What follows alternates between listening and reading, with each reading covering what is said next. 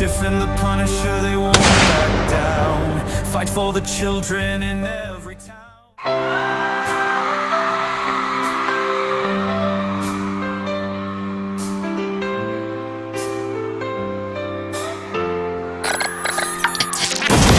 They are taking our kids every day.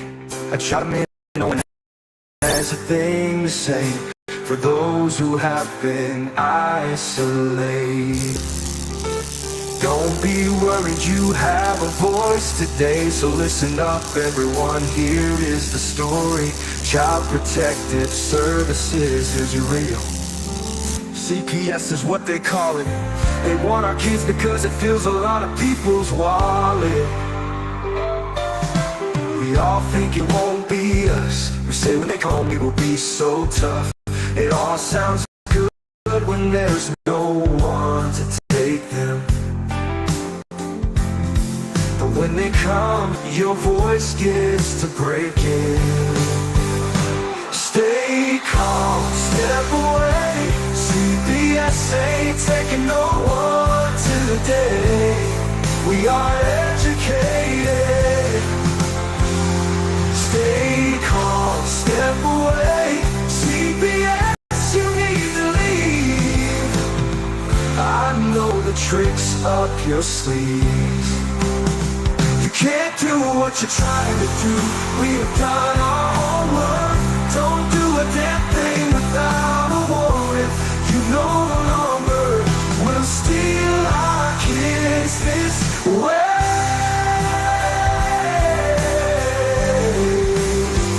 Tiff and The Punisher have come for the calling. They are giving us the CPS warning. Their voice is loud and clear. We stop losing our kids this year. Tiff wants to fight the entire planet. She is tired of our kids being taken, goddammit. She's been fighting CPS for 30 years, bringing children home from this disgusting mess. The Punisher is screaming out loud, abolish CPS and tear it down. I want all our kids to come back. Look at all those kids' pictures held up like thin tags. Together we are stronger than we need. We will tear down CPS with high speed. We will do so much being together. Birds of a feather flock together. So watch out CPS, here we come.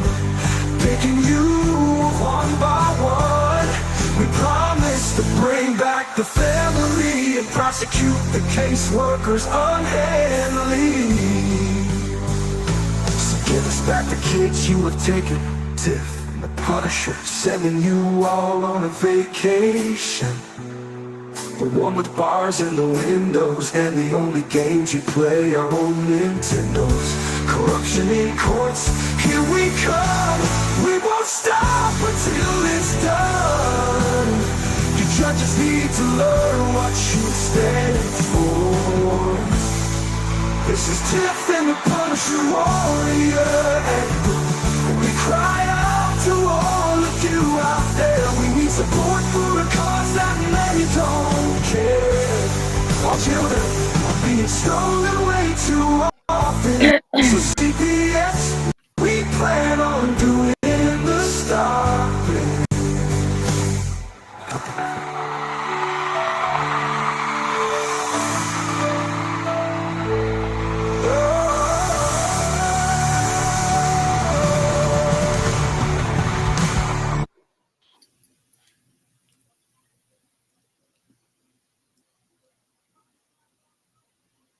If you're talking, I can't hear you.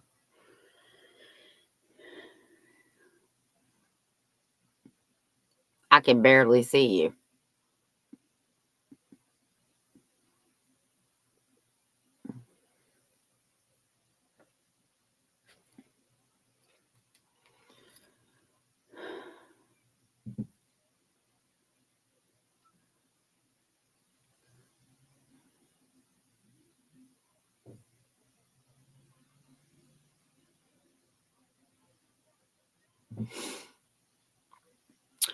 Hi, everybody. I guess we're live. I guess Darren's frozen. Unless you all can hear him, I can't hear him. So I like the new picture that Darren did for us. I think it's awesome. Yeah, I like the shattered glass and everything behind it. So yeah, apparently Darren couldn't get on. Hello. If you guys hear funny noises, it's my cat behind me. I don't know what he's doing. Just please, just bear with me. So if I start laughing, or it's him. So I hope everybody's staying warm out there. I don't know what y'all's temperature is, but we're getting snow again tonight. So we'll see what happens. Let me open this chat up.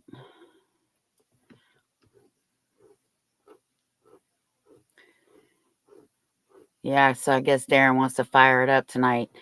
But before the show, I was telling Darren that I have multiple lawyers on my Facebook page. And they're friends, associates, whatever. Oh, there's Darren. Hey, I made it back. Whew. That's great. That So was right in, oh, yeah, what were you saying? You cracked me up. Yeah. So I was Better telling late than them never. that I have some lawyers on my Facebook page, and I was getting ready to tell them that one of them posted, if you all want legal advice, call this number. It's like $35. And the ones of you that are out here teaching the law, stop, because you're getting it wrong 99% of the time. It's funny because it seems like the only people that are getting their kids home are the ones that listen to what we say. Right. Just saying. Big business is CPS, you know? It's very big business. You know, and they don't like to admit that this is what's going on. And you don't want us cutting into their monies. Well, that's just too fucking bad. Right. Because our idea is we want the kids to come home. That's what we want. And that picture that you have behind us, I want that picture too, by the way. That picture that shattered the glass, that's what's happening right now with that whole system. It's shattering. Yeah, they're getting attacked from all directions and they don't know what to do. And it's not just Virginia, it's other states coming for them. West Virginia, Maryland. It's all the states coming for them because now people really truly believe what we're all the crazy nuts we're saying. Mm-hmm. Peanut gallery over here. Yeah. Mm-hmm. So Yeah. it's shattering. And you're right. They're running like fucking roaches when you turn the lights on. Mm-hmm. Unbelievable. They don't know what to do. And, you know, their Christmas looks like their Christmas is going to get a little bit smaller. Huh. You know, because things are coming into play. I mean, you know, Virginia's kind of leading the way. I mean, there's a lot of things going on in other states too. Like you said, you got, Arizona's doing stuff out there. You got Arizona that's just completely getting rid of stuff. You got Texas is doing a lot of stuff. You got Garza doing a lot of stuff with this stuff. I mean, you got people out there that are really making a difference. So don't listen to just everybody out there either. Don't fall into that trap. Yeah. You know, just pay attention. There's plenty of news out there to catch right now that you can make your own assumptions and your own opinions on what's going on, and you can clearly see that CPS is crumbling. But what's not crumbling yet is that money, because as long as that money's there, they're gonna stay strong. I mean, you know that they got to open checkbooks still, and until someone gets the balls to go start hacking into that, they're gonna continue to just fall out of ranks. But they're gonna come back and they'll fix it. They'll come back, they'll fix it. They'll come back, they'll fix it. You know, and I don't know. Are we gonna make them stronger? Who knows? But we're getting them to a point that they're having to break a little bit. They're definitely. I guarantee you that if we looked at the stats right now, which there aren't any, I'll bet you some bucks that there's a lot less child. I'm also upset tonight because right before we came on the air, one of the girls that I'm helping was arrested today. Because I'm going to say this. I think it's because of something that I posted, even though I didn't say any names. And one of the lawyers said something to her, and she said she didn't post it, which she did not. I posted it, And now I think they're retaliating against her. So I'm just waiting for a couple more phone calls to find out exactly what's going on. But we have been in contact with her lawyer. Putting her in jail. And how long has it been since she hasn't seen her kid? She hasn't had custody of that child since November. We're in February. Right. And now she's getting charged with what? From what I understood, felony neglect. That'll be some curious stuff to pay attention Yeah. to. How do you neglect a child 5 months later after you've been in state's custody? Oh yeah, you do, because they force you to do it. You know, that's what goes on. They're just mad because she won her last court date.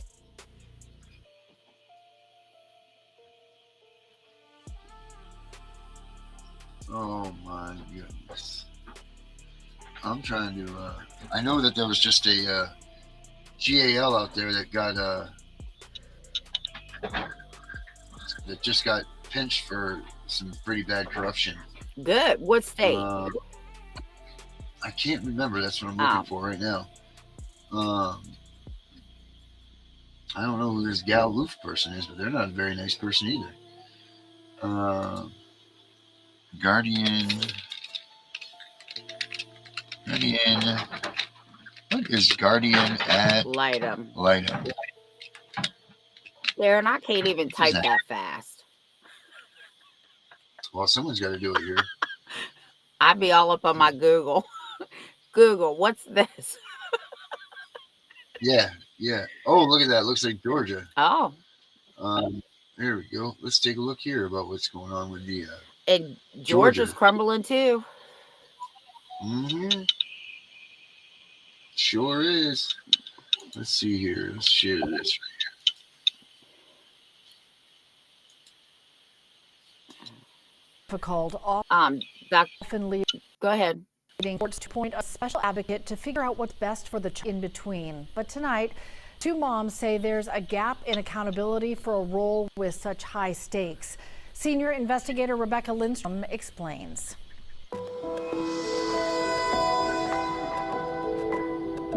There has been a lot of emotional and legal harm caused by this sort of broken custody process. Two moms fighting for custody of their children.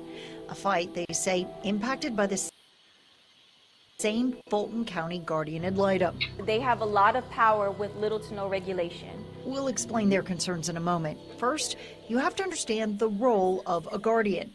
For that, we went to Diane Woods, who helped write the law that governs the job. We are to be as objective as we possibly can. This is messy. I really don't want to do 911 again, but you're about to force me to do that. Woods says guardians are usually assigned when parents can't work together. It is their job to research the child's needs and then advise the judge on which parent is best suited to meet them. Can you alter visitation schedules? No. Can you mandate that a parent record their conversations with their child?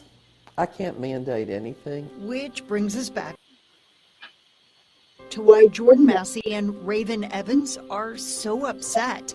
They feel some guardians treat their recommendations as mandates, and when questioned in court, judges don't give them enough scrutiny. The guardian sends an email to all parties, and she states that I am no longer to have my court-ordered visitation.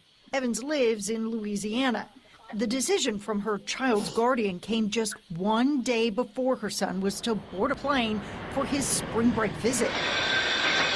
The guardian did act on the advice of the boy's therapist, and her recommendation was later approved by a judge, but without a hearing, despite Evans' request to have one. 7 months later, a new judge questioned what happened. Concerned about the length of time she's gone without seeing the child, how the emergency order was done. Massey says that same guardian overstepped her authority in other ways, like showing up unannounced late one night for the first home visit. This is body camera footage from Sandy Springs Police after the guardian called 911 to complain Massey was being difficult. Massey says she just wanted to see some ID. Vicky had never met the guardian in person. She didn't have on a lanyard or anything like that to identify herself. Woods admits the system does lack accountability. There is no set process for how these evaluations should take place. While there is training required, Recognition and assessment of a child's best interest. there is no process to ensure that training is received. Government doesn't want to have one more agency they probably have to fund. Even so, she says guardians do the work because they want to make a difference. If they go to trial, there's someone's to blame, and it'll be me or somebody in my role. But what if one of those complaints is actually true? These moms say there is too much at stake to not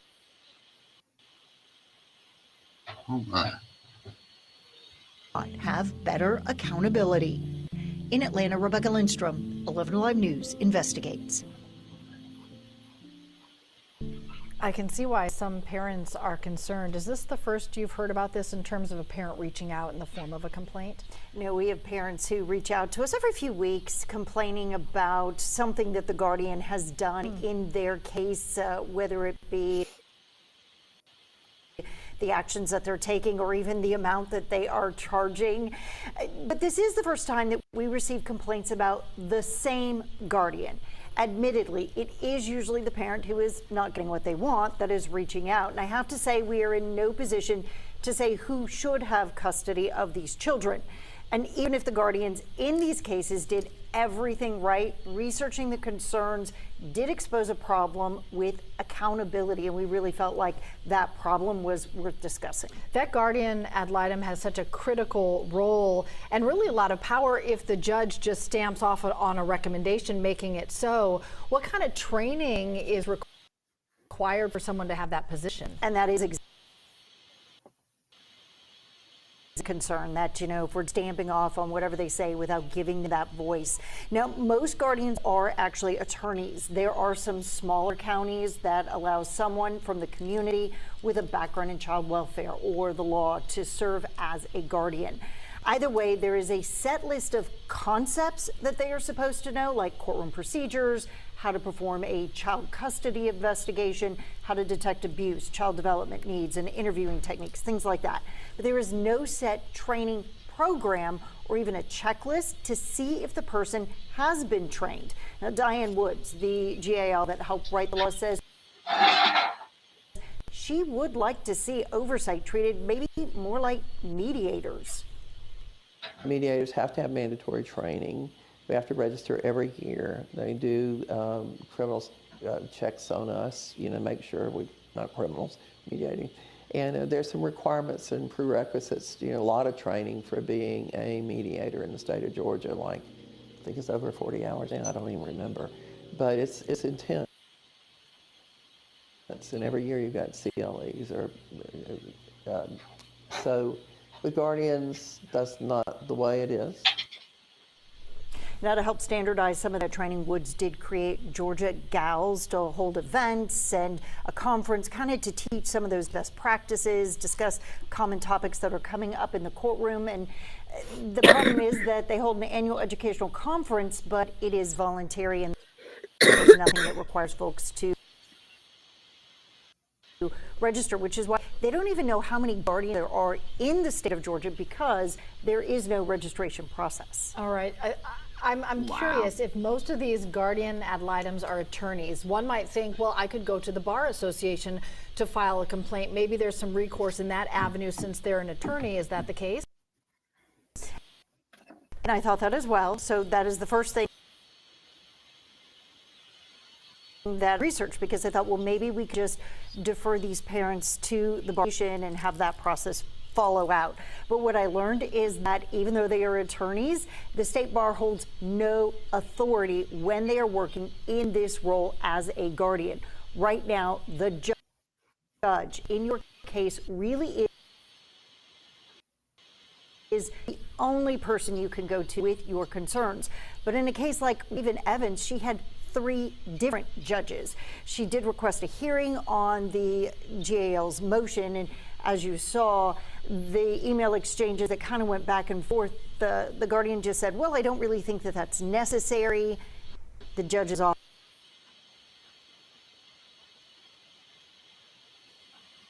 office sort of deferred to that opinion, and then they decided that the hearing would not be held. And so they thought that the next hearing was going to be a month later. So at that point in time, it might have made sense, yeah, let's just wait until the next month and then we'll take care of this.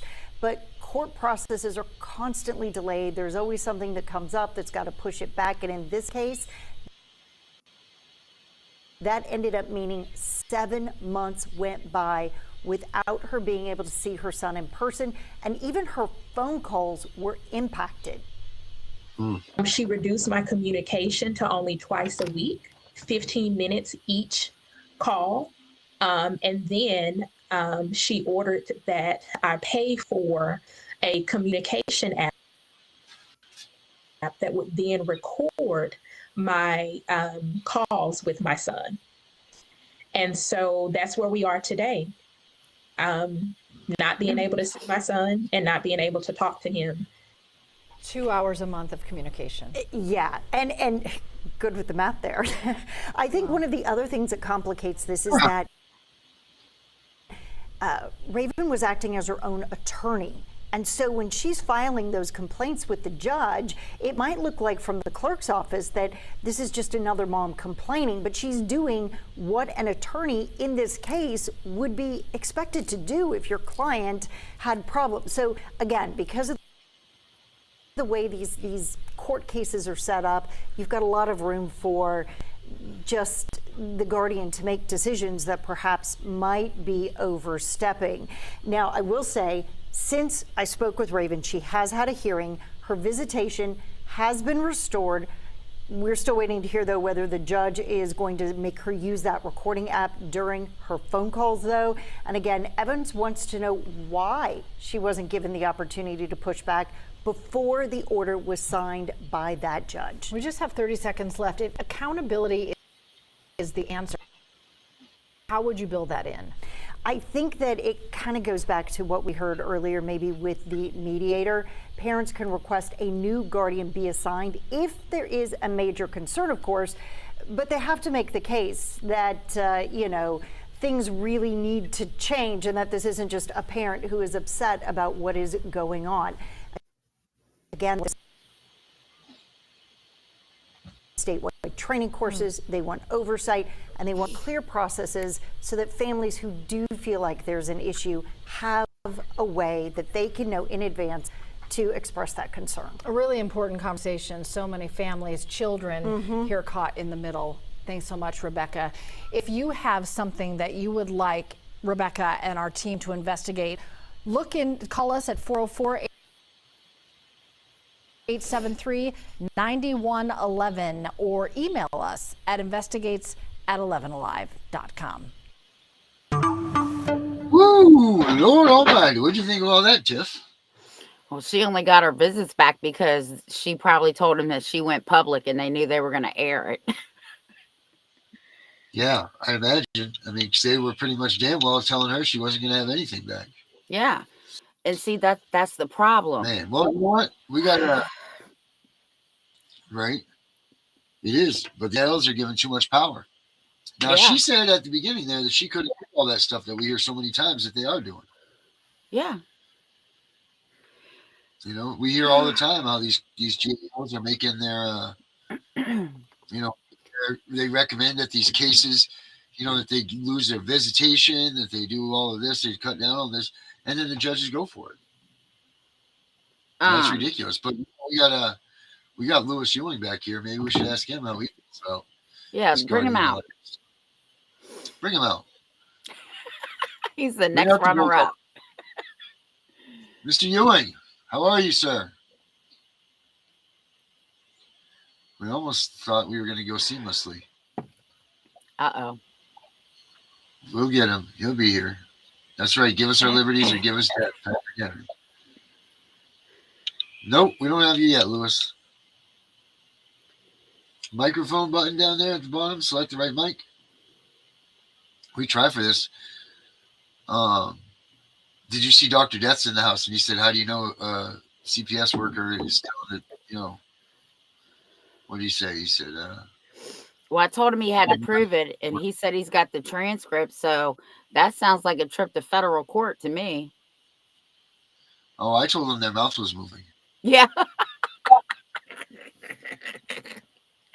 Well, that too. Right. Man.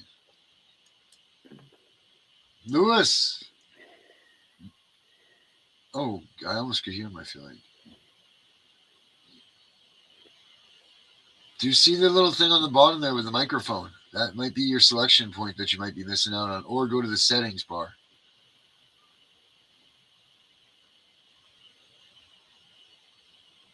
All right. All right. Yeah. Call me up.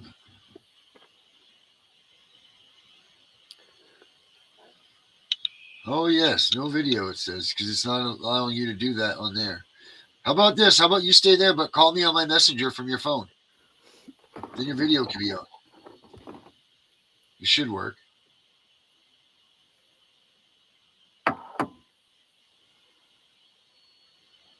I probably should just get the hotline number working, and then that would be much better. Would you guys like to have a call-in number here so you could call us in and talk to us? I mean, at least he looks good. He's a dapper-looking fella. He must hear you because Nice he hair. started laughing. Can you go to federal court when you're on appeal? I don't think so. I think you have to be in one court at a time. But you can look it up. Don't quote me on that. Yeah, I mean, I know that if you have a federal, well, what are you going to federal court for? What are you trying to go there for? Whoa. And that one didn't work either because you got nothing on there, Lewis. It's got it. It says that you're ready to rock and roll, man. So it's got to be just a setting on you, microphone. Hey, what's your microphone? I can control this right here.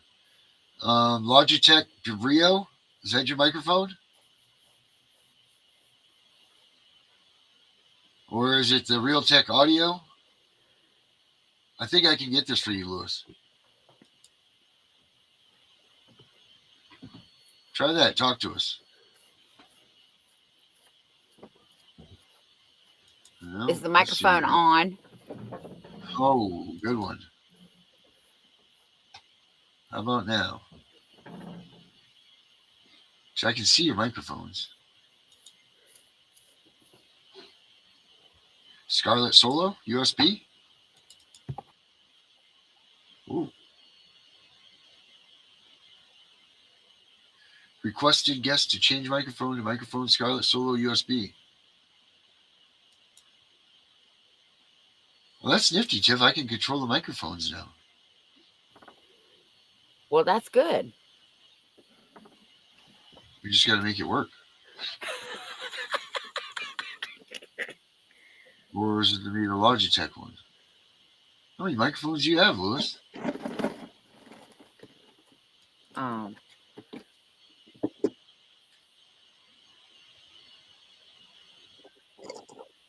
right, here he is. Lewis, how are we, buddy? Yeah, let me turn off the volume on this thing. All right. Okay, so there's no echo now, right? Right, we're good. Tiff, can you hear Mr. Ewing? Yeah, I can hear him. Let me turn him up a little bit here. Yeah. So you get to see two of me now. No, well, we just got one of you here, but we're good. Yeah, I'm looking at you down here, so we just got one of you up on there. So that's cool. So we're good. As to the guardian ad litem question, to me, the guardian ad litem thing is 100% illegal. It's a violation of your child's Sixth Amendment right to counsel. Right. And in some states, the guardian ad litem is actually an attorney. But that's the first question every parent needs to start out with when they're in court. They need to say, well, Your Honor, this guardian ad litem, are they an attorney who's a member of the bar, yes or no?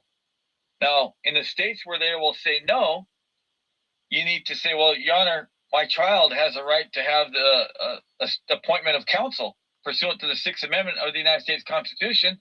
and also the similar provision under our state constitution. So there's two constitutional rights, a state constitutional right to counsel and a federal constitutional right to counsel. Now, in some states, the guardian ad litem is another attorney. You say, well, okay, Your Honor, you say this guardian ad litem is an attorney who's a member of the bar. So now I have another question. This attorney that you say is a member of the bar, the guardian ad litem, is he or she representing my child in his or her capacity as assistants of counsel under the Sixth Amendment and also the state constitution? Or is he or she representing my child in his or her capacity as a guardian ad litem? Okay. All right. You're going to hear the judge's asshole pucker. Okay. Okay. He's going to slam his gavel.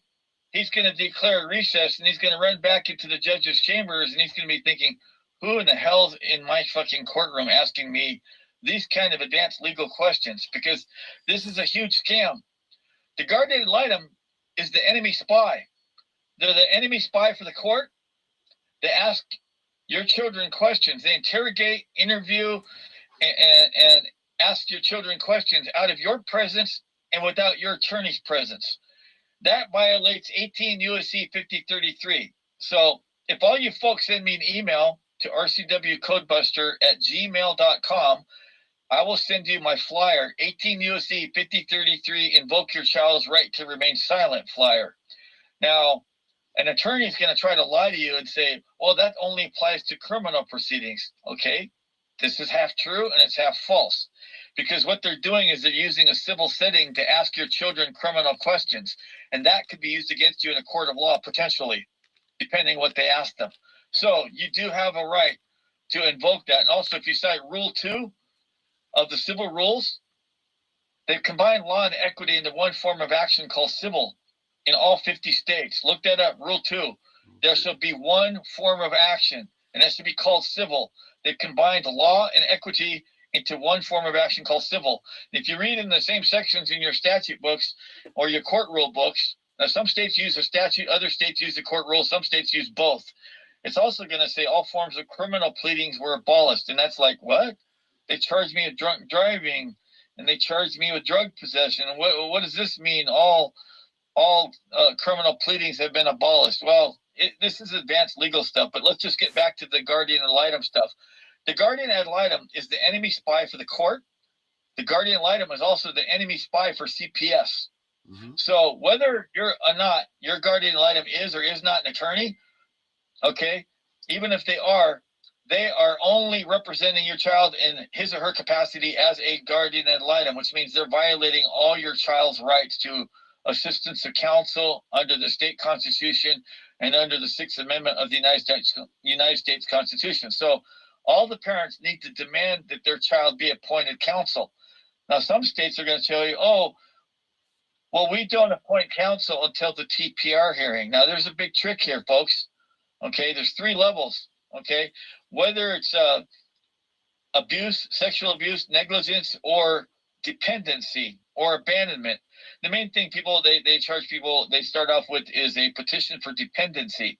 Well, if they find the child dependent, boom, they're not telling you you have the right to appeal that. The second stage of the proceeding is what's called a disposition of the dependency. Again, they're not appointing you or your child a counsel at the disposition of the dependency. They're not doing it. Mm-hmm. They only do it to the TPR trial. Now, here's another trick. They've made it an automatic rule, and they put it in some states, they put it right in the statute of court rule. You can't challenge the finding of dependency or the disposition of dependency at the TPR hearing. See, because they're afraid that if you uncover some fraud or perjury at the earlier levels, well, it's too late. You didn't object when you had a chance at the dependency or the disposition of dependency. This is unconstitutional. And this is part of my Operation Greylord project, which, by the way, folks, I'm going to tell you, I'm the only person in the United States that's come up with an actual plan. I've identified the goalpost. Where's the goalpost? All these groups, they're wasting your time. Let's go on a march. All the groups have done marches. Now, before I go on that, let's go COINTELPRO. I want you guys to think about this, COINTELPRO, and then I'll talk about what the groups are doing that isn't accomplishing anything. COINTELPRO is an offshoot of the FBI and the CIA. Their job is to infiltrate all the patriot groups, freedom groups, white supremacist groups, any type of anti-government groups, sovereign citizen groups, state national groups, people who fight the federal income taxes and property taxes, but they've also infiltrated the family law groups. I actually believe that many of the so-called family law advocates, I believe a lot of them are undercover CPS social workers, and I believe a lot of them are undercover COINTELPRO agents. And the number one job of COINTELPRO is to keep all the groups divided, conquered, and fighting amongst each other. Okay, I first got involved with the family law groups in 1999. In 1999, I wrote 2 flyers. The CPS cannot search your house without a warrant flyer for all 50 states using your state statute, your state constitution, and the federal constitution.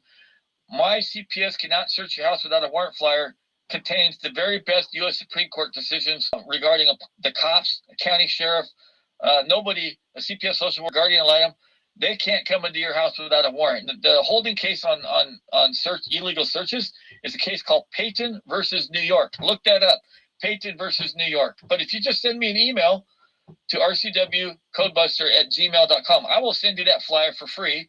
It's going to be for sale soon, $100 on the website, but for free for all members of my Operation Greylord project. But this 18 U.S.C. 5033 Invoke Your Child's Right to Remain Silent flyer, a lot of times the county sheriffs, when they come to your house with a CPS social worker,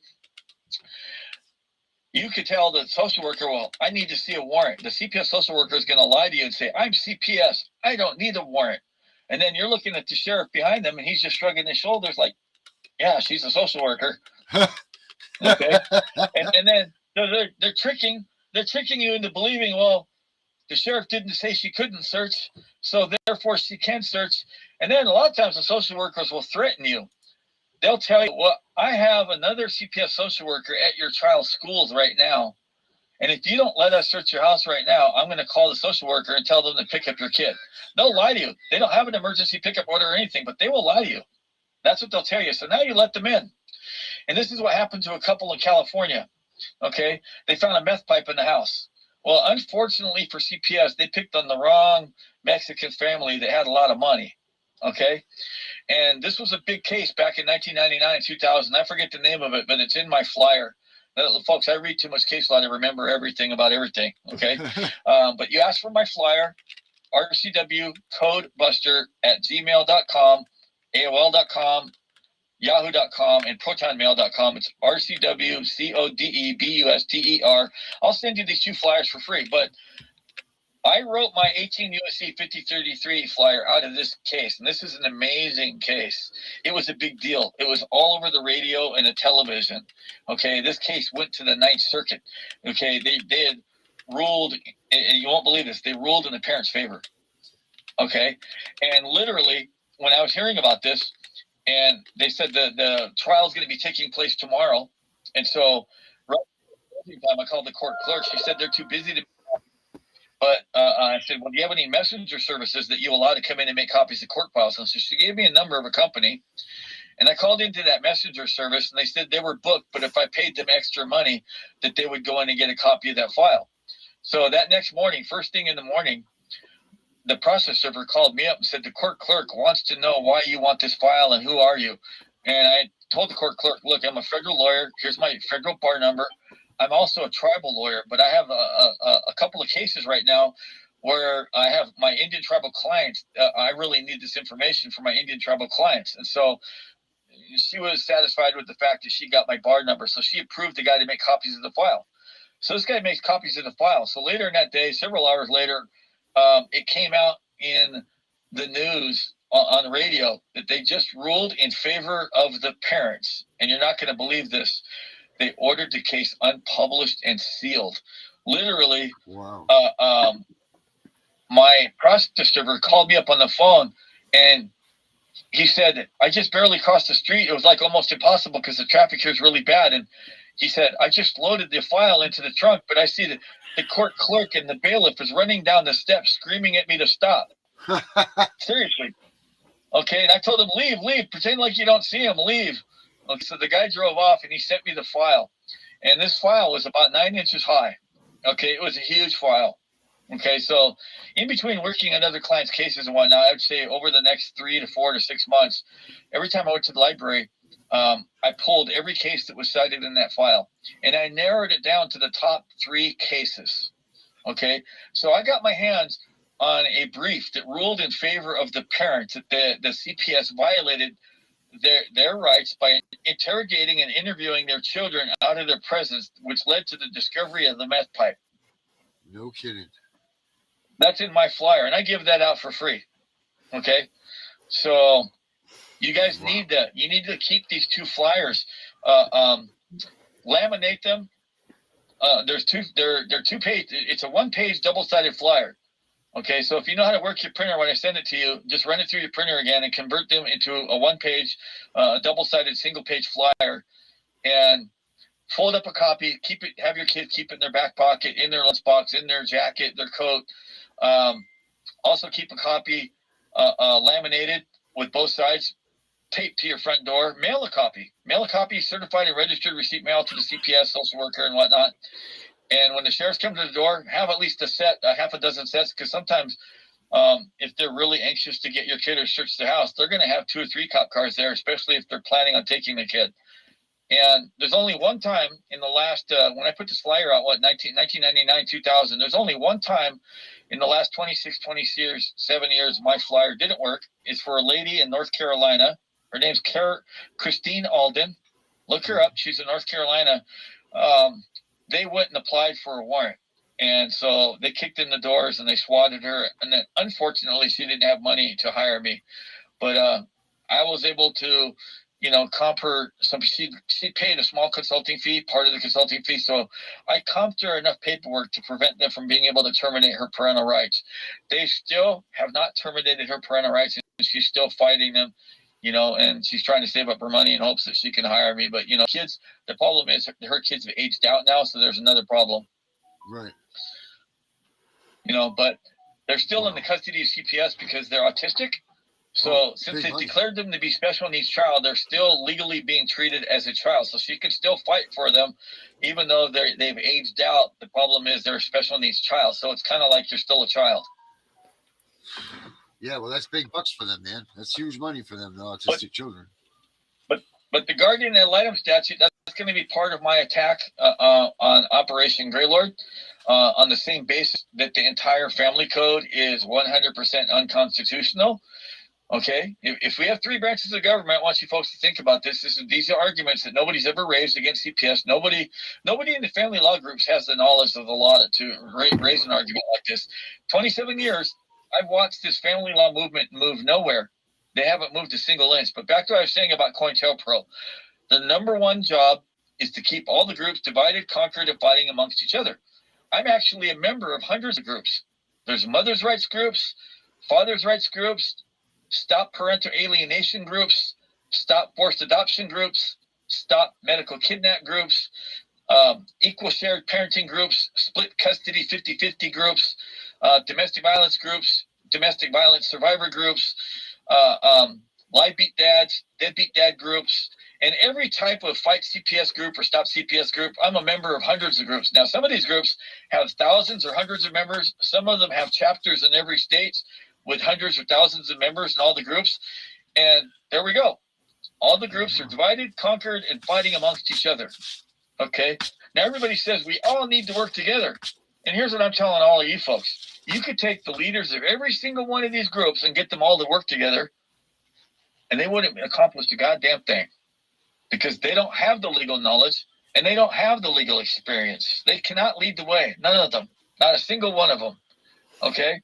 You can call me a bragger or arrogant, and I tell everybody, do not mistake confidence for arrogant. Okay? My confidence is based upon a track record of winning cases for the last 27 years. You're talking to a man right now or listening to a man who's beaten the IRS. IRS is the real boogeyman of this criminally corrupt court system. I've beaten the SEC, okay, in major security violation cases, and I've also beaten the DEA in major drug bust, okay? In 2004, I beat the largest multiple felony count prosecution for manufacturing marijuana in the United States ever won by a pro se litigant. My briefs kicked their ass so bad, the Snohomish County Superior Court judges here in Washington State ordered my case, my client's case, my friend's case, to be unpublished and sealed, which means nobody's getting copies of that. And I'll give you the case number to prove it. I'll send you a list of testimonials showing you cases that I've won all over the United States. You can call up the Snohomish County court clerk and ask them, is this a real case?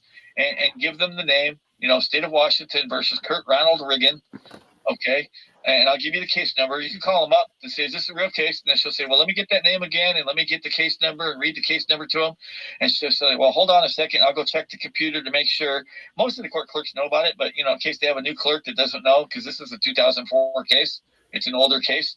So they'll come back and say, yes, that's a real case, and yes, it was dismissed. And you say, well, I'd like to order copies of the file. And she's going to say, I'm sorry, the judges have ordered this case to be sealed. And I laugh at that, and everybody gets mad and calls me back.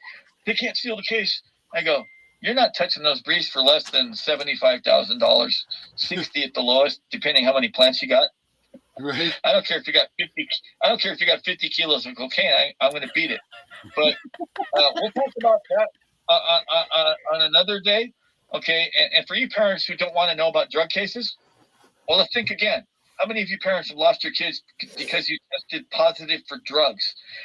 I'm the real reason why they legalized medical marijuana. I started with Oregon first, Washington second, Colorado third, okay, recently Florida, okay, and about 20 other states, the government has legalized medical marijuana, because I have a flyer called an ultimate user flyer that puts 2 state statutes side by side with 2 federal statutes that says that it's perfectly lawful and legal. I don't care, you sovereigns want to say, oh, it is lawful versus legal. Okay, you guys don't even know the difference between lawful and legal. So my ultimate user flyer is both. Okay, and it shows you the 2 statutes, state and federal, side by side, that shows you it's already been legal since the early 1970s. That's right. Actually, since 1973, marijuana's been legal. And so some smart-ass attorney said, what are we going to do if everybody finds out about Mr. Ewing's flyer? We're never going to make any money, selling marijuana. Well, let's make the medical marijuana license or authorization card cheap enough so that everybody will buy it. And then we will be everybody's one and only drug dealer, and then we can tax it. Mm-hmm. And we'll make lots of money from taxing marijuana. Mm-hmm. I got news for you folks. If I wanted to shut down every single marijuana store, I could, because guess what? It's a felony crime to tax medicine. You can't tax medicine. Right. That's illegal as fuck. Yeah. Okay. So the cops know this. The prosecutors who know this. Oh, the greedy attorneys, they won't allow you to open up your own medical marijuana store unless you have an attorney who's a member of the bar on permanent retainer. So as long as you pay off the mafia, and that's what Irwin Schiff used to call it, the federal mafia. As long as you pay them their money, they don't care if they're breaking the law, because we're controlling the law. Okay, so the guardian ad litem statute is unconstitutional. I'll go into that after I finish the thing on COINTELPRO. I'm jumping back and forth a little bit so you guys can understand what's going on here. Okay, like I said, the number one goal of COINTELPRO is to keep all the groups divided, conquered, and fighting amongst each other. Okay, the number two goal of COINTELPRO is to keep all the groups on the same losing path, doing the same stupid shit over and over and over again. Yep. They're playing a broken record. Okay, you're beating a dead horse. Marches have never returned a single child home. Rallies have never brought a single child home. Protest. In the last 27 years, I've only seen one protest bring one child home. And that's my friend Stu Peters did a shout out on the Alex Jones InfoWars, just like he did for me when I got hospitalized when they tried to kill me. He saved baby Cyrus. And I give sole credit to that, regardless of all the people that had protesting. Nothing happened until Stu Peters did that. Well, I'm sorry, folks. Don't start calling Stu Peters and flooding him with calls, because he cannot use that time for everybody's child. He can't do it. It's not possible. Right. Okay. Yeah. But that's the only time in 27 years, one time when a protest caused a baby return home. Baby Cyrus. I think it was Idaho. Baby Cyrus. Yeah. Now, the other thing that's never brought a child home, speaking to county council meetings, total waste of time. These people speaking at county council meetings, me, I, look at me, I'm on Facebook, you need to donate money. Okay, well, then what next? Where's the goalpost? Marches, rallies, protests, signing petitions, speaking at county council meetings, speaking at city council meetings, speaking to your state legislature, speaking to Congress. Where's the goalpost? Now that you finish speaking at the county council, what's next? Oh, we're going to go speak at another county council meeting and ask for more donations. Okay, well, you spoke at a second county council meeting, and now you've got more donations. Now what? Where's the goalpost? What's next? We got to go speak at another county council meeting and ask for more donations of money. No, stop. Why are you asking for donations of money with this bullshit where you're just posting more videos of yourself? Okay, that's Jessica Saxton and Tanawa Downing. Now, I'm not really blaming Jessica Saxton. I discovered that she's the boyfriend of Tanawa Downing. You folks don't know this, probably. Tanawa Downing is a convicted felon. Why are you taking legal advice from a convicted felon? Period. Why? Right. Okay, so he's conned his girlfriend and other people into believing he knows something about the law. Well, at best, he could be called a jailhouse lawyer. Okay, but the guy has never won a case of significance in any area of law. That's right. I call him grasshopper, beginner, sovereign citizen Tanawa Downing. A sovereign citizen, and you know, you guys are gonna laugh at this. I make fun of this. The sovereigns get mad at me for making fun of this. Mr. Ewing, there's no such thing as a sovereign citizen. You can be one or the other, but you can't be both at the same time. And like, I'm doing the imitation of Trump, making fun of a retard, right? Right. That should piss him off. That should piss everybody off. Okay. And I say, congratulations. You just proved to me that you're a dumb fuck sovereign citizen. That's right. Okay. Okay. Because guess what? You cannot be sovereign in this country. Nobody is sovereign. Thomas Jefferson said it best. There's no better slave than the slave who thinks he's free. But you're not sovereign. You don't own any land. And I challenge any of you out there who thinks you own your land, you paid off your mortgage, you paid off your trust deed, and like, do you really trust attorneys who wrote the trust deed?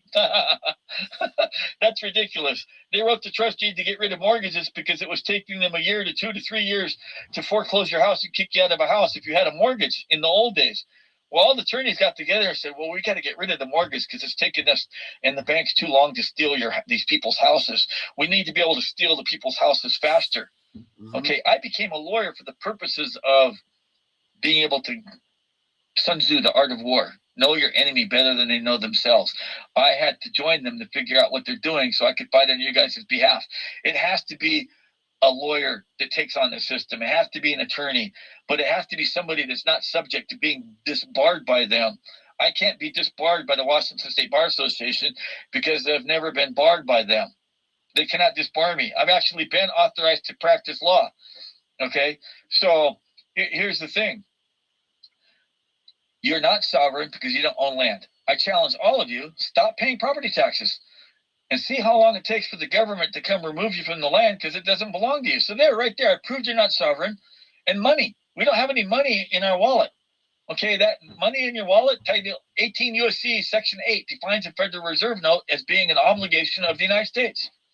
Okay, an obligation is basically evidence of a debt, an IOU, a promissory note. Okay, 31 U.S.C. 3124 says obligations of the United States are not taxable by the state, but that Federal Reserve is not money. Okay, it doesn't even rise to the elements of what's called a negotiable instrument under Article 3 of the Uniform Commercial Code. It's not. A Federal Reserve note is not even a negotiable instrument. It's an IOU. It's a promissory note, but it's not money. Okay, so you're not sovereign because you don't own any land and we don't have any money. Now let's get to the citizenship thing. All you sovereign citizens and state nationals, they all boo-hoo and whine, Mr. Ewing, why are you picking on state nationals and sovereign citizens? Why are you picking? I had somebody write that on my timeline. Like, I don't give a fuck if I hurt your feelings. This ain't about you. This ain't about me. This is about trying to save the kids. And you guys have infiltrated the family law movement, are teaching them a bunch of bullshit that's not only going to not help the parents, you're going to put them in worse situation than they are. You're giving them false hopes by teaching them fraudulent legal arguments by appearing at a county council meeting. I'm here in the Rule 17 or Rule 20. You look like a dipshit. There's no such thing as appearing at a county council meeting under Rule 17 or Rule 20. There's not even such a thing as appearing in a court. Look it up, folks. Rule 17 is not for the appearance of even appearing in a court, even if you're in a real courtroom. which Tanawa Downing and Jessica Saxton are not. They're not in a real courtroom. There's no such thing as appearing under Rule 20, okay, in a courtroom. Rule 17 is a court rule. Now, you can make a motion called a Rule 17 motion. Look it up, a Rule 17 motion, okay? That's, you put in a Rule 17 motion, you're basically asking the court or the other side to name and reveal who are the real parties and interested in this case, okay? Rule 20 could be called a Rule 20 motion, permissive joinder. So if somebody else has a vested interest in your case, it could be your brother, your sister, it could be the grandmother who usually plays with your child every day. They go bowling together. Your kids go to karate class together with the neighbor across the street. So he has a vested interest in wanting to continue his relationship, with your son or daughter. So it's called permissive joinder. So you have to be able to make a showing to the court that this person has enough of a vested right, a continuing right to continue to associate with your child, because it would be a violation of the rights to the freedom of association. Your parental rights haven't been terminated yet, so it's an ex post facto violation. You can't be punished until after you're convicted. The problem is they got you in a civil court instead of a criminal court. That's the big problem. Okay, so COINTELPRO, keeping you on the same losing path, doing the same stupid shit over and over again to get no results. That's marches, rallies, protests, signing petitions, speaking at county council meetings, speaking at state legislators, speaking to congressmen. Okay, what now? What next? Where's the goalpost? And see, folks, I want you to realize that none of these people have identified a goal. Where does it end? When do we stop the CPS? When does it stop? How are we going to stop this? When are we going to stop it? What is your plan? All these dummies, they don't have a plan. Okay? Grasshopper, beginner, sovereign, citizen, Tanawa Downing, you're a bullshitter. You're a fucking scammer. You can't mess with people's hope. You cannot take people's hope away. That he ever said in his legal pleadings is that the court should have never allowed him to proceed pro se. Wow. He actually admitted that the court should have never allowed him to proceed pro se, but he's out here bullshitting the family law people saying, I'm going to represent you in the United States Supreme Court. Guess what, folks? They don't allow pro se litigants to speak before the United States Supreme Court. Okay? And you ain't going to get there. You're not going to get to the U.S. Supreme Court. The Supreme Court hears about like 1 in 5,000 cases. So that means you have to have a case that lost in the Superior Court. You appeal to the appellate court. You lost at the Court of Appeals. Now you go to the state Supreme Court. You lose there. So now you have to appeal to the federal court in your state, the United States District Court. Like if you're in Washington, California, Oregon, Alaska, whatnot, you're in the Ninth Circuit. So if you lose at the Ninth Circuit, now you can appeal from the Ninth Circuit or whatever circuit that you live in. Now you can appeal to the U.S. Supreme Court.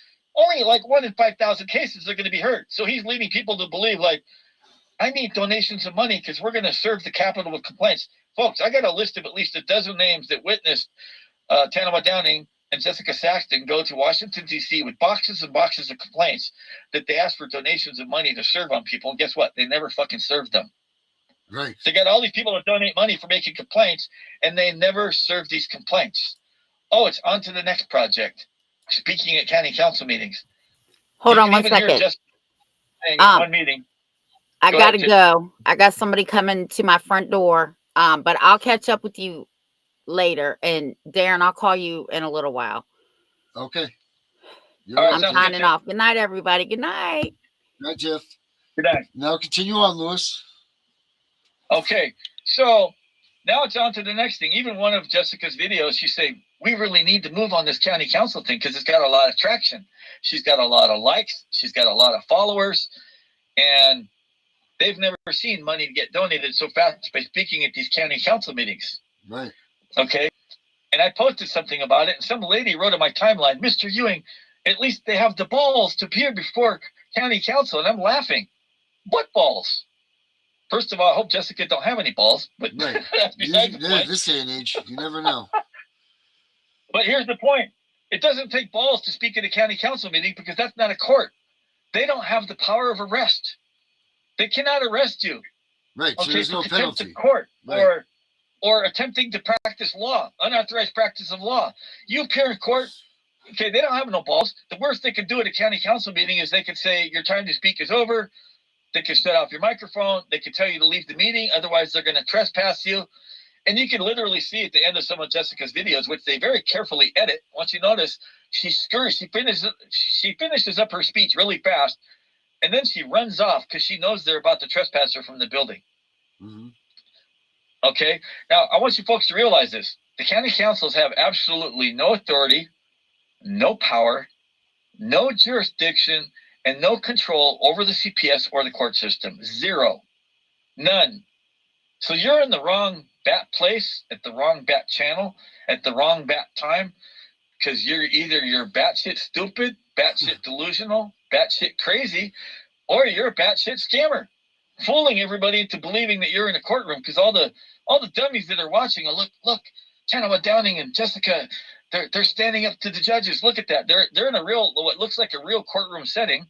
I want you to look at their videos, folks. It looks like they're in a real court. You think they're before the Court of Appeals, and there's a panel of judges up there. Mm-hmm. I even heard Tanama Downing say, "Yes, Your Honor." Yes. What? Yeah. Yes, Your Honor. Mm-hmm. That county commissioner is not a fucking judge. Well, who are you trying to fool here? Who are you trying to scam? A county commissioner? You don't say yes, Your Honor. You say yes, Commissioner. Yep. He's not a fucking judge. So they're trying to scam people into believing, or fool people into believing they're in a courtroom. Mm-hmm. That's bullshit. Mm-hmm. I challenge them. Either one of them. Tanama Downing, Jessica Saxton, I'm not really attacking you. I apologize if you think that. I apologize if people think that. But I think it's time for me to start attacking you if you don't change your ways. Because I've already warned you, Rule 17 and Rule 19, that it's incorrect, it's improper for you to go up in front of a county commissioner and say, I'm here under Rule 17 and Rule 20, and then say, we need to get more parents doing this. You are training parents to teach false legal arguments. You think the court's not going to use it against them? I guarantee you they got a recording of that. They're going to play it to the judge. They're going to play it to the assistant attorney general. The CPS social worker is going to be laughing at it. If you appeared in court, any parent, if you appear in court and say, I'm here under Rule 17, I'm here under Rule 20, the judge is going to order you to sit down, shut up. He's going to appoint counsel on you. He's going to force counsel on you because he's going to deem that you're not competent to represent yourself because you're in court making frivolous arguments. Mm-hmm. He's going to deny your motion, and he's going to force counsel on you whether you like it or not. And you'll be lucky if you don't get sent to a mental hospital for a 14-day psych evaluation because Tanama Downing, I'm sorry to say it, but Jessica, he set you up to look stupid. Tanama Downing set you up, Jessica, to make you look like a fool. And now you're teaching the same bullshit to the parents. You're fucking the parents over, okay? You're giving them false hopes by teaching them false legal arguments. There is no such thing as appearing under Rule 17 or appearing under Rule 20 at a county commissioner meeting, and there's no such thing as appearing under Rule 17 and Rule 20 in a courtroom. Mm-hmm. That's not for the appearances. That's not for the purpose of making an appearance in any court, state or federal. Folks, look those rules up, Rule 17 and Rule 20. It doesn't say anything about appearing in a county council meeting, and it doesn't say anything about appearing in a real courtroom. They made it up with total bullshit. It's nonsensical, legal gibberish. They're trying to impress you with statutes and court rules to make you think they have some kind of knowledge of the law. Their knowledge of the law is pretend. They're posers. They're pretending to have knowledge of the law. Here's another point I want to make, Darren. You've heard Tanama Downing and Jessica Saxton say, let's just call it what it is, kidnapping. Mm-hmm. They're violating 18 U.S.C. 241 and 18 U.S.C. 242. And then they read you the penalties, jail time and, even punishment by death. Mm-hmm. Are you serious? Are you really think everybody in the family law movement's fucking that stupid? Okay. 18 U.S.C. 241 and 18 U.S.C. 242, folks, I'm going to tell you, it's a secondary offense. It's like putting frosting in the cake can, but you forgot the cake mix. Yeah. You forgot the cake mix. You put the frosting in the cake pan, but you forgot to put the cake mix first. What's the cake mix? Well, what's the underlying statutory violation? Kidnapping? Oh. Let's see if you have the balls to file a real complaint. You guys don't even know how to write a complaint. That's why they had to throw away all those complaints in DC, because they knew they couldn't serve them, because they knew their complaints were frivolous.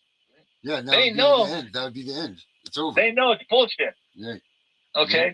They can't say, oh, they're denying our complaints. They're ignoring them because they're so scared of them. No, they're not. They don't have to waste taxpayers' money even reading it. They can throw it in the trash can because his complaints are all frivolous. They don't know how to write a criminal complaint. Mm-hmm. Me, on the other hand, I do. Mm-hmm. I've made my living undercutting attorneys and law firms for the last 25 to 30 years. When somebody gets charged with possessing of marijuana paraphernalia in Colorado, when somebody gets charged with drunk driving in Florida or Oregon or Washington, they send me the traffic tickets. They send me the prosecutor's written complaint or written information. And if they're in a federal court, if you're a January 6th insurrectionist, if you've been charged with trafficking cocaine or transporting 50 kilos of methamphetamine and 70 kilos of cocaine, I have copies of professionally drawn criminal information charging people with felony crimes. I have copies of actual indictments of people who are being prosecuted for felony crimes all over the United States. Okay? You would think that if I have copies of actual prosecutors' complaints from many different states, in state and federal courts, you think I couldn't figure out how to write my own complaint? Because each time a client hires me, first thing I have to do is I have to look up all the statutes they're charged with violating. Okay, that's the first thing I look at. But I also look at the process. What's the requirements for legal pleadings in their state? Because I have to write a motion for your state. And so I read up the legal requirements for writing a legal motion, the legal requirements for writing an affidavit. Every state has their own perjury jurat, and you have to cite their perjury jurat in the exact words that they provide and use their statute number. Okay? And if you don't do that, they can ignore your complaint as though you filed white paper with no ink on it. And that's what Tanoa Downing and Jessica Saxton are doing. They're filing white paper. Their complaints are not even worth the cost of the printer cartridge that it costs to print out their bogus complaints on your printer. It's not even worth the cost of the paper that you got in the reams of paperwork at Office Depot or Staples. You wasted your money. Mm-hmm. What for? They don't know what they're doing because they're not attorneys. They're not lawyers. They're not even paralegals. There's no way somebody who is not a lawyer, who's not an attorney, who's not a paralegal, if you don't have any legal writing skills, there's no way you can lead the way. These people can't lead the way. Mm-hmm. I'm going to say it straight out. They're the blind leading the blind and the stupid leading the stupid. Mm-hmm. Okay? And I'm not saying all of you are stupid, but if you're taking legal advice from none of these parents, felon, I'll have to say you're stupid. Right. These parents are being led on. There's nothing worse than having your kids stripped away from you, having them taken for bogus reasons, having all these lies, and you'll do anything that you can and grab onto anything that you can, any hope that you have possible to try to get your kid back. So what's wrong is these people leading them down the wrong path and taking, because you know what? Some people, that's all they have left in their life is that little bit of hope. And what little bit of hope they have, these people are stripping away from them. And you know what? Tomorrow they might not be here because these people did that. And that is fucking wrong. Period. That's absolutely wrong. And another thing, folks, I'm not saying that I win every case. I've lost cases. But that's the difference. Here's what sets me apart from everybody else. Instead of boo-hooing and whining that the judges are corrupt, I blame myself. I fucked up. I take accountability for my losses. Okay, and I have lost cases. I admit that. But you know what I do? I get pissed off. I blame myself. I'm thinking to myself, you know, that judge, he beat me. He got over on me. He tricked me somehow. And that prosecutor, him and the judge both ganged up on me.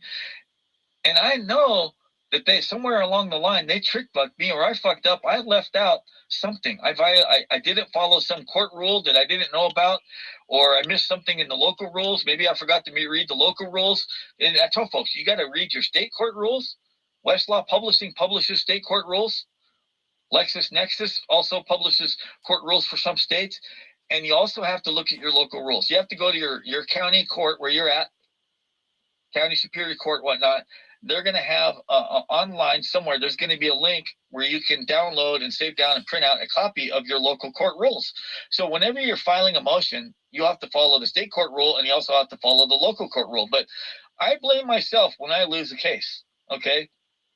But so I throw my motions all in the garbage can. I get pissed off. I start over from scratch. I head back to the library and do more research. And I dig and dig and dig until I finally find it. And I go, oh man, this is fucking bullshit. They got over on me. They trick fucked me. Mhm. So you know what I do? I go hunt for another client. Doesn't matter whether it's a CPS case, drunk driver case, driving without a license, I don't care what kind of case it is. If I lost in that court, I'm going to go find somebody else in that same court that has the exact same violation where they ruled against me and found against me. And I'm going to beat their drunk driving case, or I'm going to beat their drug possession case, or I'm going to beat their CPS case, you know? Right. And I do that on purpose, just to rub it in the judge's face, just to rub it in the assistant attorney general's face and the public defenders. I know what you did. I figured out how you trick fucked me, but now I'm going to come back and start slamming your court with the same. I'm going to look for people with the same kind of violations and help them beat their cases too. You fucked me, but I'm going to fuck you 10 times harder. Oh yeah. Okay, that's what I do. Mm-hmm. That's freaking great. And that's what we need in this movement. That's what we need, Louis. Someone that's really willing to put their ass out there and do it. And you know, these people that say, well, he's charging people or whatever, you know what, who cares? You're charging people, but you're giving them a viable product, and you're giving them a real thing to hope for. You're giving them a true hope, you know, that at the end of the day, their kid's coming home. Because all of these things that are going on out there, these people that are talking about it, they're not giving them, they're like, oh, you hope what, that bill passes, and then next year they do this and they do that, and then somehow it trickles down to you, and finally you get your kid back. You know, they're getting a viable product, saying, look, I'm going to attack these bastards, and I'm going to try to win. That's what I want to do. I want to do that for you. I'm not part of them. I'm going to try to win. That's it. And the goal is your kid comes home, period. End of story. I mean, it's not much. How much more forward can you be? So how is that a ripoff? How is that stealing? How is that doing anything? You know, you state everything, your claims up front. This is the way it's going to be. You want this, you pay for it, period. End of story. Because, you know, I used to work in biorecovery, and you know what the first thing, and it really sucked, but what I learned, the number one thing I had to do, everybody wants you when someone commits suicide or it's a death cleanup or whatever. Everybody wants you there right away. Hurry up. It's 24/7 business. They want you there right away. But as soon as you leave, if you don't collect that check, no one wants to pay you. They're done. You're done. Their business is done. You've cleaned up the body. You've disposed of all the bad stuff. No one wants to pay you. I'm sure it's the same with you. Once people are out of court, they got their kids home and everything. Oh, well, I forgot about the lawyer. I'll pay him $50 left for the rest of my life. You know, or something like that. Or you beat a drunk driving charge or whatever. You have nothing to hold these people to any longer. If you don't get your money up front, then you've got nothing to hold on to, because they're not like they bought a car that you can repossess. You can't repossess their kid. You know what I mean? So you need to get money up front.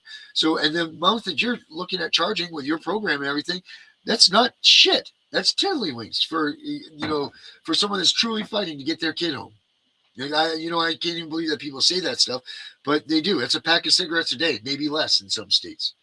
You know, if your kid's not worth that. You know, and to that money charging thing, I get people saying, why haven't you done this before? I said, because everybody says they have no money. Listen, folks, I make my money helping IRS tax cheats. I make my money helping people with drunk driving charges. I make my money with drug dealers. I make my money helping people that are driving while suspended, driving out of license. I make money helping domestic violence victims. Yeah. Okay? A lot of men are falsely accused of domestic violence. I myself have been falsely accused of domestic violence by 3 different women. And I beat 3 different domestic violence charges myself with 3 different women that lied. And I told the jury right in their face, yeah, I did. I slapped her. Okay? But it was like slapping your child. Right. And the ladies would go, what do you mean? I said, well, let me ask you ladies this. And it was funny. This was fucking hilarious. 3 men versus 3 women on all 3 juries. It was like high school. The girls are arguing, a man can't hit a woman. That's not right. And the men will say, well, a woman can hit the man. And the women say, well, you're a man. You're stronger. You can take it. So all the women think they can hit a man and a man can't hit them back. I proved in all 3 instances the woman actually balled up their fist like a man and punched me. Repeated numerous times before I finally couldn't take it anymore. And I reached out and I went on the side of their cheek. Now, I'm a former boxer and kickboxer.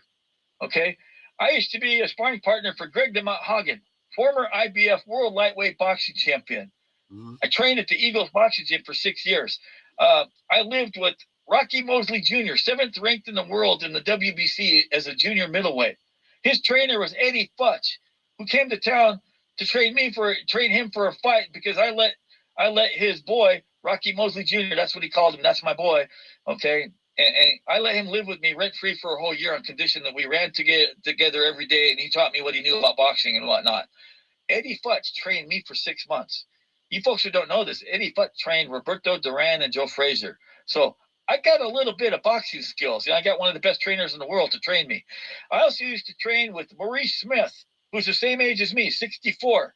From 1980 to when Maurice Smith won his first WKA World Heavyweight Kickboxing Champion title, I trained with him 6 days a week from 1980 to 1994 for 3 to 4 hours a day. Maurice Smith is the longest reigning champion in the sport history of kickboxing. He won the K1 Kickboxing Championship.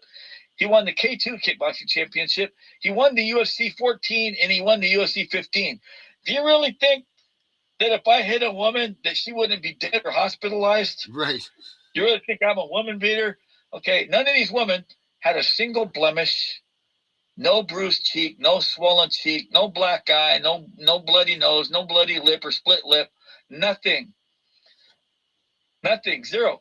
In fact, the prosecutor in one of the cases against my ex-wife, I was married once, but I left the country to go to Thailand. I found out she cheated on me. We're going off subject here, but I went to Thailand. I bought a plane ticket. I didn't say goodbye. She got the marriage annulled, which means under the law, I've never been legally married. So I can say I've never been married.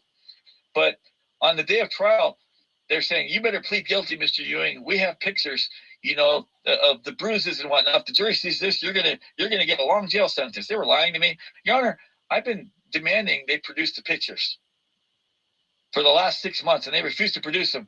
I have a right to see them, don't I? And she said, yes. And she ordered them to give me the pictures. I said, Your Honor, may I approach the bench? The jury, may I approach the jury? And I showed them the pictures. I'm like Jerry Spencer, Johnny Cochran, F. Lee Bailey. I like to make a show of everything in the court. Ladies and gentlemen, you know what they say? A picture speaks 1,000 words. You see these pictures? And they're all looking at the pictures and they're going, she lied to us. She didn't have a black eye. These are pictures the police officers took on the night of the alleged assault, where they charged me with 4th-degree domestic violence. Not a single bruise, not a single blemish. In fact, her makeup was perfect. Her hair was perfect. My ex-wife was so vain, she told the cops she wouldn't let them take her picture until she fixed her hair and did her makeup. Hey, Louis, I got a question. I got a question for you here. This comes up from one of our people. What do you think of Vincent Davis from Southern California? I want you to contact Margaret King. I personally think he's a piece of shit. Okay. And Margaret King's doing the research right now. Okay. She got ripped off $75,000 from Vincent Davis. Now, he is a smart man. And he never used to reveal a lot of stuff. Now he's revealing stuff because he's been pressured by Margaret King and others. Like, you're holding back your knowledge. You're not showing us that you even know what you're doing. So he's been revealing more stuff, but he's not winning cases. In fact, if you look it up, Vincent Davis is suing a lot of his own clients. So I'm going to collect the list of all the clients that Vince Davis is suing, which is public record. And I'm going to make a flyer out of it, and I'm going to have Margaret and all her friends handing out my flyer. Look at all the clients Vincent Davis is suing. He sues his own clients. Okay? Let me tell you, folks, on my worst day, drunk off my ass and stoned out of my mind, I could brief circles around Vince Davis or any other fucking attorney that you know. I know that's horrible advertising because people, oh my God, he smokes pot. Oh my God, he drinks a beer. Right. Well, do you want somebody who doesn't cuss, who doesn't swear, who's going to be professional, put on a suit and a tie, and listen to everything you have to say, and play you like an accordion and blow smoke up your ass to get your money? Or you rather have somebody tell you the truth? I'm going to tell you shit the way it is, whether you like it or not. Okay? Now, folks, talk about spending money. Okay? Like I said, I made my living undercutting attorneys and lawyers for the last 25 to 30 years. And yeah, people say, yeah, you will charge almost as much as attorneys. And I go, yeah, that's true. But it's not fair to compare just the money because judges don't like pro se litigants. In fact, a lot of judges hate pro se litigants. I have to do 4 to 5 to 10 times the amount of paperwork that any attorney or law firm does to barely get the same stroke. But that's why I'm winning 90 to 95% of my cases at trial or pre-trial. Now, admittedly, I don't do a lot of CPS cases because, like I said, everybody says they don't have any money. And people say, why you shouldn't be helping drug dealers and drunk drivers. You should be helping parents get their kids back. Did you not hear what I said? You said you have no money. You need to do the right thing. I said, I'm doing the right thing. I'm paying my rent on time. Right. You tell my landlord that I should stop paying rent to work on your case for free. She's going to tell you, fuck you and fuck your kid. Right. She wants a rent she rents a rent on time. We live in a cold world, folks. I got to pay my rent just like all the rest of you. I got to pay my electrical bill, my high-speed internet bill, my home phone bill, my cellular bill, my water bill, my sewer bill, my garbage pickup bill. What about gas that I drive? You folks don't know this, but I live out here in Mo Clips, which is 35 minutes north of Ocean Shores, 10 minutes south of the Quinault Indian Reservation. It's approximately 45 minutes to an hour drive, depending on traffic, from here to the city of Aberdeen, which is another hour from Olympia on Highway 101. So basically, I have to drive 2.5, 3 hours one way to go do research at the Supreme Court Law Library in my state capital in Olympia, Washington. I got to pay $2 an hour parking because there's no place to park close by for free. Okay, the meter maids come by too often. I don't want to keep running out the library every 2 hours to try to move the car because other spots are taken and they chocked your tires. Mm-hmm. So I say, fuck it. I can't deal with that because I've gotten tickets before on that. So I just pay I just pay for parking all day long, and then I got to pay 15 cents a page a copy. Now for out-of-state cases, I'll drive another 2 to 3 hours up I-5 from Olympia to Lacey to Tacoma, Federal Way, Burien, Des Moines, Tukwila, and Fife, all the way up to Seattle to the University of Washington Library. Oh, you can't get parking there with all the sorority houses and fraternity houses. It's a madhouse trying to find a parking spot. And so same thing, I'll just pay, I'll pay for the parking and, $2 an hour parking plus and 15 cents a page a copy. And I'll do my research at the law library. But back to the COINTELPRO thing. The Got group's doing the same thing over and over again. No results. Now, the third thing is if they find somebody with money, they find a rich person, these scammers, they'll glom onto them. They will get them to fund their useless projects. Mm-hmm. And sooner or later, the rich person, the person who has money that could be a threat to the system, that could actually support the cause of fighting CPS and getting our kids back, they get pissed off they're getting used. So they quit the movement. And then nobody else can ever approach them and get any money because they think all of us are scammers. They think everybody out here who's not an attorney, who's not a member of the bar, you must be a scammer. Mm-hmm. Okay? Perfect example. Look up Marlena's Pizzeria in Holland, Michigan. She got charged. She got charged with running her pizzeria during the pandemic when all the restaurants were ordered to be closed. Mm-hmm. Okay, they arrested her. They shut her down. This goofball sovereign citizen named Rick Martin tried to appear in open court, misquoting case law like all the sovereign citizens do, citing a case called Schwer versus Board of Examiners and another case I forget off the top of my head, but it was a complete misquote of the case law. And the judge in Michigan asked him, have you been authorized to practice law by any judge in your state? And when he said no, she ordered the bailiff to take him into custody. He got charged with contempt of court and unauthorized practice of law. It cost Marlena thousands of dollars to bail him out. Now, because of that, and I had people try to approach her and let her know that I could take her case, and she doesn't want to do it unless I'm a member of the state bar. Mm-hmm. And that's how that's what accomplished. So are these people undercover agents? They're steering you back to hiring a state bar attorney, or are they scammers? In either case, you're going to be run back to a state licensed bar attorney. Mm-hmm. Okay. Now, the number 4 thing, or actually number 5, the last thing COINTELPRO does is they want to discredit a legitimate government fighter. Somebody like Louis Ewing, who's actually has proven results at being successful at fighting government. I will send my list of testimonials showing you guys cases all over the United States have won. Okay. Mm-hmm. You guys don't know this, but I wrote no mask required flyers for all 50 states. And it is because of my no mask required flyers. People say, Mr. Ewing, you can't shut down CPS by yourself. No one man could do it. Well, this one man shut down mask mandates. Arizona, Texas, and Florida, they got rid of their mask mandates within 2 to 3 weeks of my flyers going viral there. One man, I did that. 20 other states, boom, boom, boom, boom, like dominoes, fell. Mm-hmm. As soon as people started handing out my flyers and they realized that I'm the one that stopped Texas, Arizona, and Florida. I did that. Okay. My state health board. Okay. The state health board in my state announced that they were going to implement a new WAC. They were going to introduce a new WAC, Washington Administrative Code, at the next health board meeting that was going to mandate and require that all the children take the COVID-19 vaccine. Now, I had sent out a public disclosure request under our state public disclosure law, RCW 42.56, and I also sent a proposed criminal complaint. Okay, but in that public disclosure request, I asked for a specific list of all the ingredients in the COVID-19 vaccine. My proposed criminal complaint, which I know how to write a criminal complaint, and you folks, nobody ever thought of this, but a vaccine is a drug. Mm-hmm. Guess who has jurisdiction over drugs federally? The DEA. Right. The DEA. Yep. So I sent the DEA a FOIA request, which is different than a state public disclosure law, similar, but that I gave them a FOIA. I submitted a FOIA using 5 U.S.C. 552, 5 U.S.C. 552A, and the 1974 Privacy Act, asking them for that same list of ingredients of what's in the COVID vaccine. I also sent them a proposed complaint that listed certain sections of the United States Code that says it's a felony crime if you possess any of the following chemicals. Oops. Oops.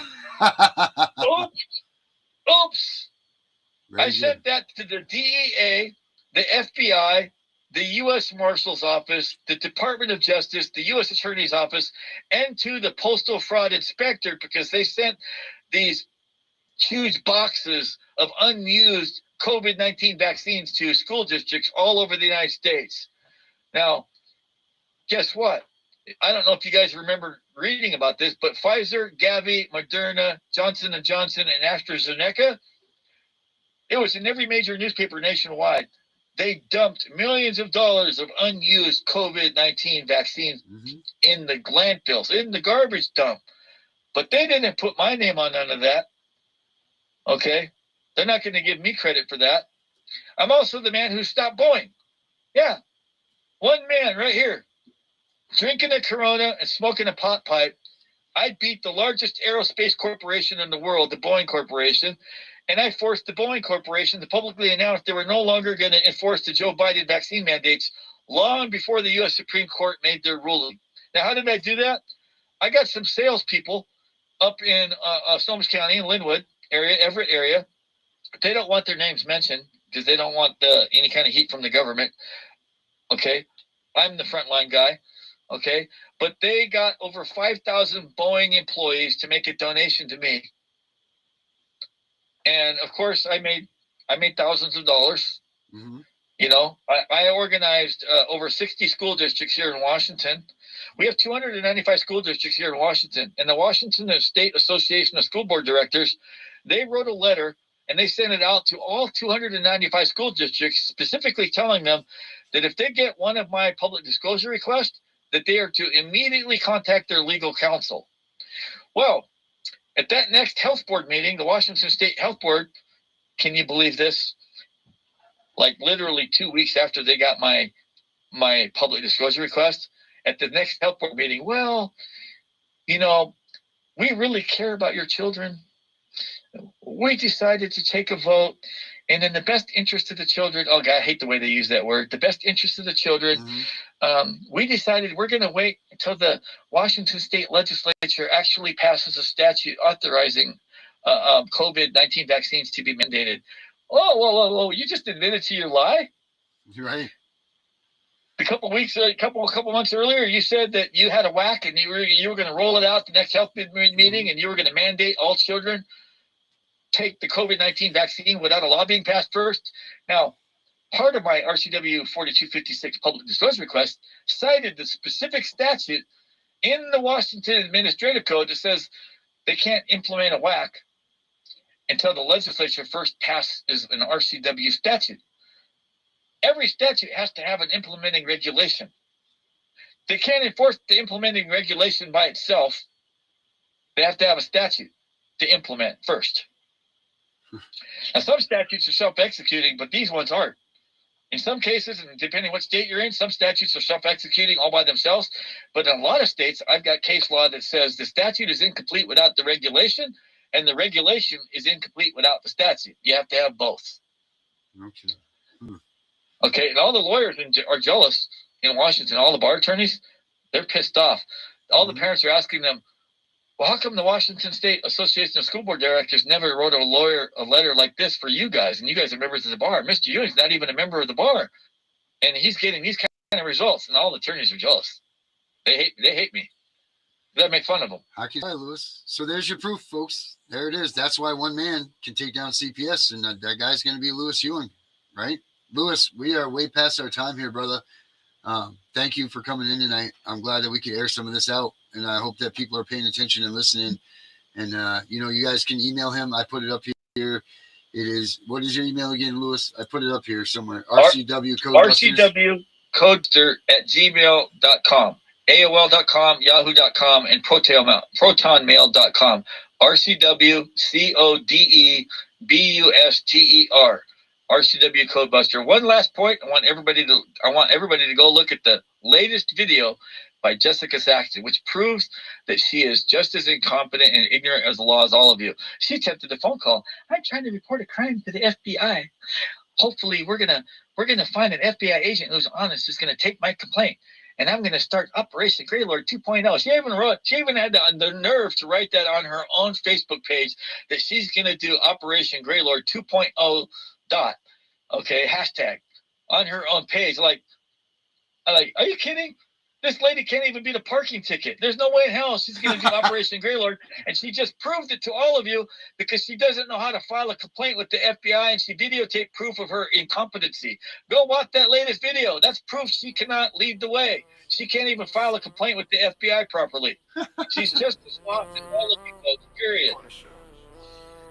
There you have it, guys. Don't let them strip your hope away. Lewis, thank you for coming in, brother. I'll talk to you very soon. You're the man, buddy. Way, brother. Right, talk to you later. Lead the Thanks way. for having me. All right, bye-bye.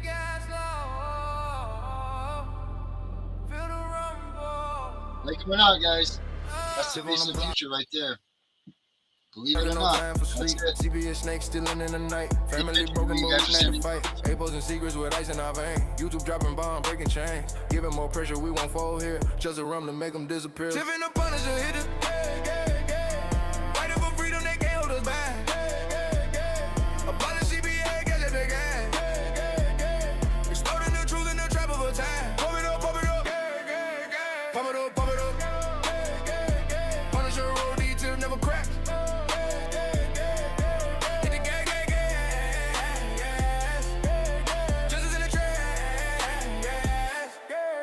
Punisher and beast motive, calling shots, hitting off hard, connecting the dots. Kid trapped in system, parents in despair, but we're the underground, breathing rare air. Perk loading up like clips in the mag, abolishing evil, wave the black flag. Slow down the vibe, but the fire stay lit. Victory creeping, feel the trap hit. Tiff and The Punisher hit it. Fighting for freedom, they can't hold us back. Abolish CPS, that's just gang. Exploding the truth in the trap of a time. Pump it up, gas. Pump it up. Never crack. Hit the gas. Justice in the trash. Deep and dark, no escape right here.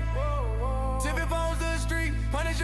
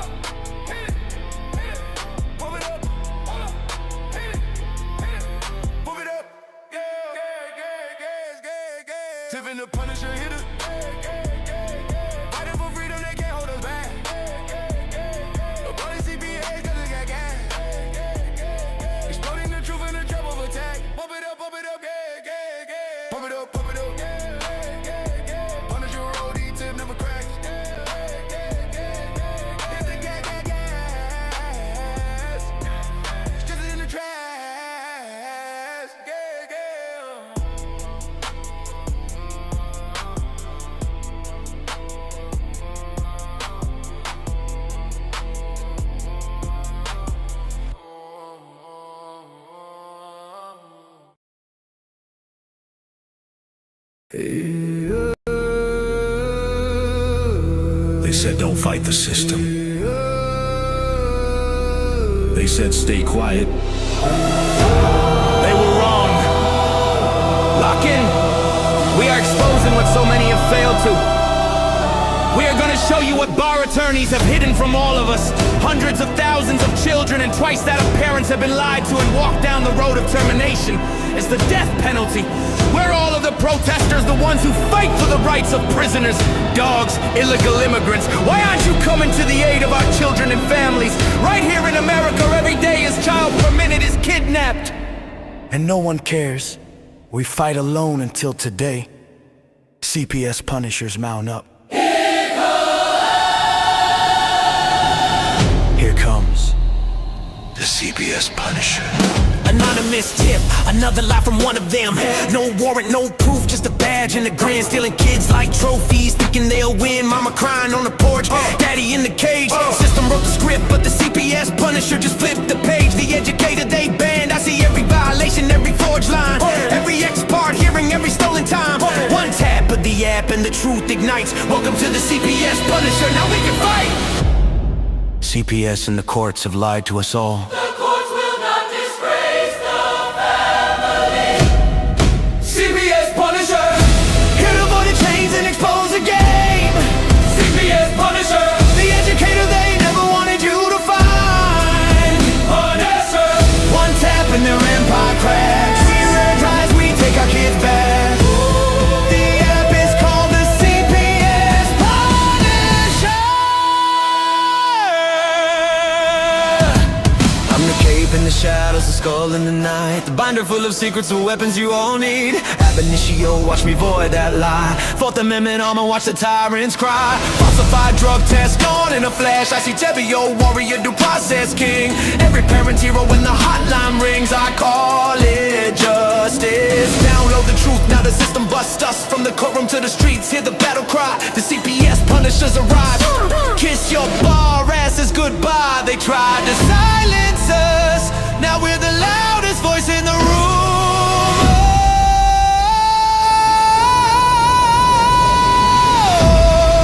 CPS Punisher. Here to avoid the chains and expose the game. CPS Punisher. The educator they never wanted you to find. Punisher. The children never leave again. Families rise, we never look back.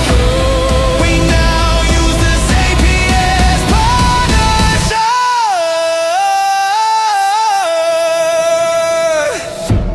This ain't revenge. This is reunification. This ain't rage. This is resurrection. Open the app. Step into the fight. You ready? CPS Punisher. The app you need when they took your kid. CPS Punisher. The truth they hid, now the truth gets lit. Punisher. Download the power, take back the throne. Punisher. You're never alone.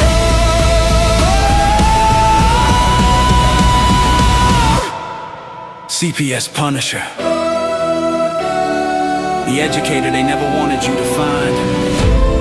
Void complete. Family restored. The bar is finished. The Constitution will prevail. Judges do what's right. Treason is your penalty. CPS Punisher.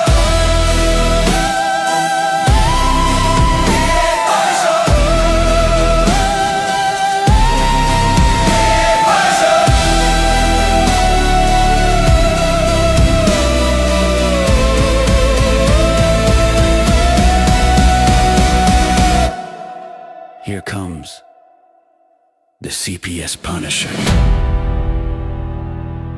We know it's all about the money. We know they lie. We know this is corruption. Does CPS know what they are doing to the children?